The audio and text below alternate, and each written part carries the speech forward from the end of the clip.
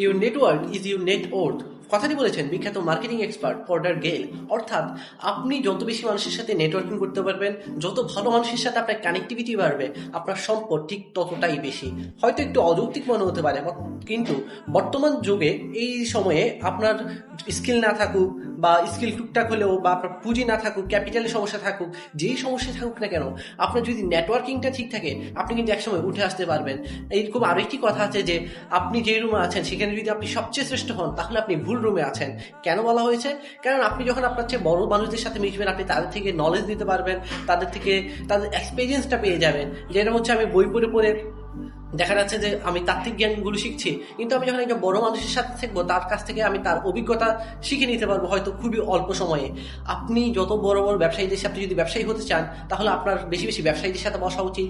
আপনি যদি ফ্রিল্যান্সার হতে চান বেশি বেশি আপনার ফ্রিল্যান্সারদের সাথে বসা উচিত। তো অনেকদিন যাবৎ উদ্যোক্তাদের জন্য আমরা এমন কিছু করার চিন্তা ভাবনা করে আসছি, কিন্তু আসলে সুযোগ হয়ে উঠতেছিল না। তো আলহামদুলিল্লাহ আমরা সুযোগটা করতে পেরেছি। আগামী মঙ্গলবার চট্টগ্রামের উদ্যোক্তাদেরকে নিয়ে আমরা একটা অফলাইন মিটআপের আয়োজন করেছি। তো আপনারা যারা এই মিটআপে অংশগ্রহণ করতে ইচ্ছুক, আপনারা চাইলে কমেন্টে দেওয়া হোয়াটসঅ্যাপ গ্রুপে যুক্ত হয়ে নিতে পারেন। সেখানে আমরা লোকেশন এবং সময় বিস্তারিতভাবে জানাবো।